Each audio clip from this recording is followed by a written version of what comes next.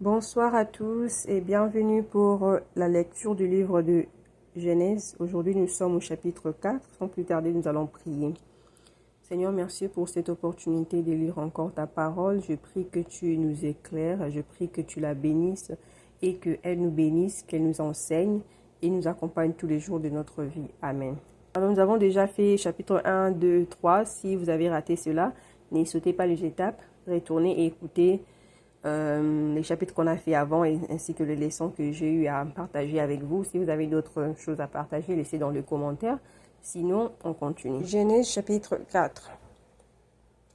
Adam eut de relations conjugales avec sa femme Ève. Elle tomba enceinte et mit au monde Caïn.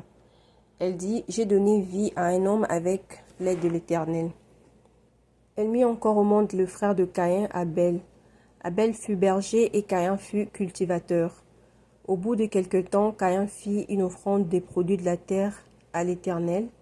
De son côté, Abel en fit une des premiers-nés de son troupeau et de leur graisse.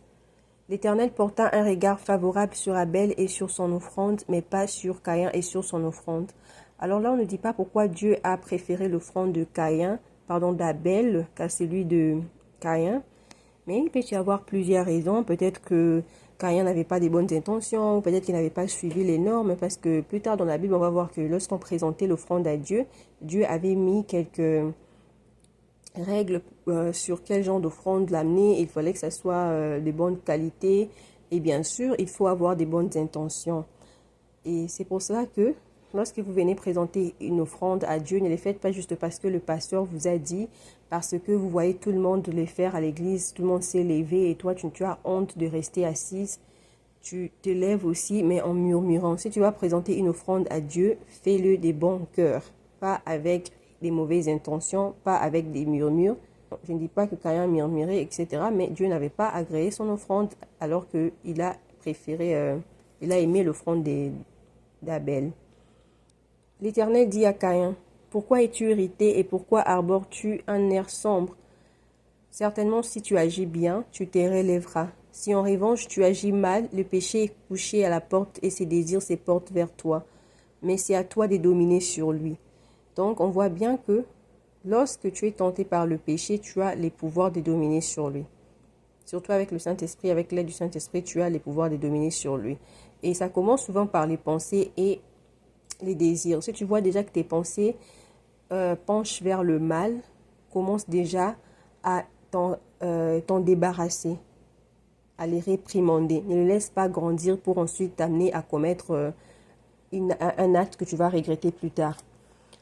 Cependant, Caïn dit à son frère Abel, « Allons dans les champs. » Et alors qu'ils étaient dans les champs, il se jeta sur lui et les tua.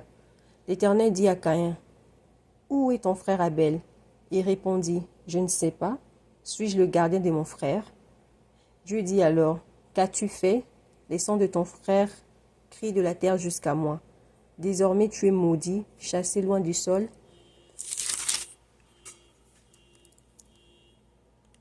Qui s'est entrouvert pour boire les sangs de ton frère versés par ta main? Quand tu cultiveras les sols, il ne te donnera plus toutes ses ressources. Tu seras errant et vagabond sur la terre. » Caïn dit à l'Éternel, « Ma peine est trop grande pour... » Excusez-moi, je perds le focus là. Caïn dit à l'Éternel, « Ma peine est trop grande pour être supportée. Voici que tu me chasses aujourd'hui de cette terre. Je serai caché loin de toi. Je serai errant et vagabond sur la terre, et toute personne qui me trouvera pourra me tuer. » Alors là, on parle que Adam, on a appris que Adam a eu Caïn et Abel. Maintenant, Caïn dit que toute personne qui le trouvera pourra les tuer.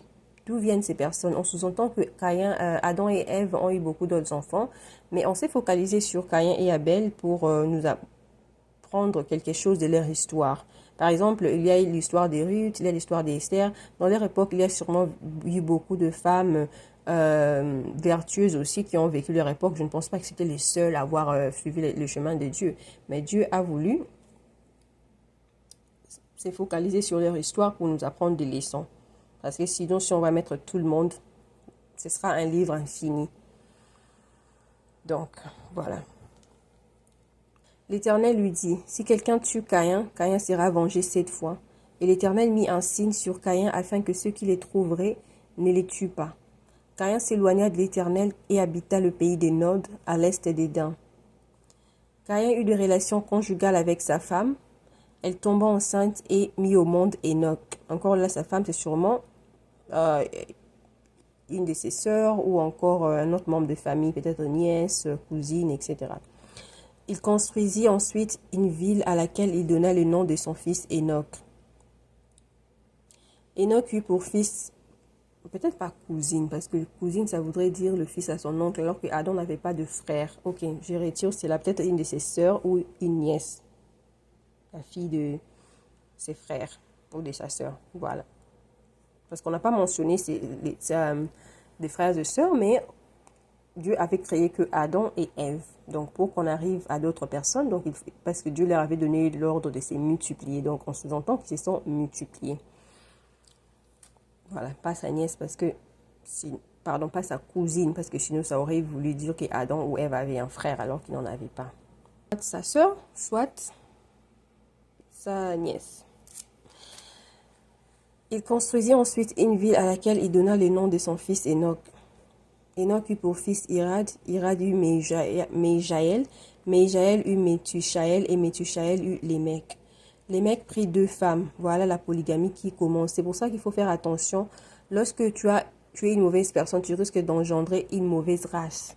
Des gens rebelles. Lorsque le père est rebelle ou colérique, vous allez trouver par exemple dans une famille que la colère poursuivie ou peut-être liée à des mauvais comportements. Caïn avait déjà un mauvais comportement et on va voir que les mecs lui aussi d'abord il commence la polygamie et plus tard on va voir qu'il a tué des gens. Les mecs prit 2 femmes, l'une s'appelait Ada, l'autre Tila. Ada mit au monde Jabal, il est l'ancêtre de ceux qui habitent sous des tentes et près de troupeaux. Les noms de son frère étaient Jubal, il est l'ancêtre de tous ceux qui jouent de la harpe et du chalumeau. De son côté, Tila mis au monde Tubal-Caïn.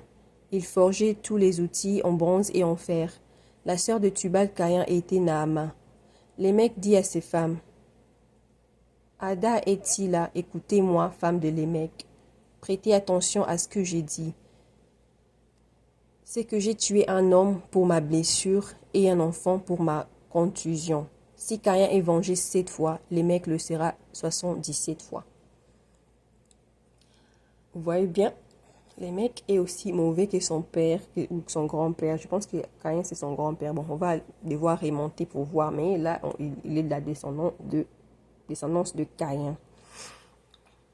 Et il commence la polygamie, alors que quand Dieu, au début, il avait créé Adam, il a créé une aide semblable qui est Ève, pas Ève, Sandrine, Bibiche, etc. Il a créé que Ève. Et lui, il vient, il prend Ada et Tila.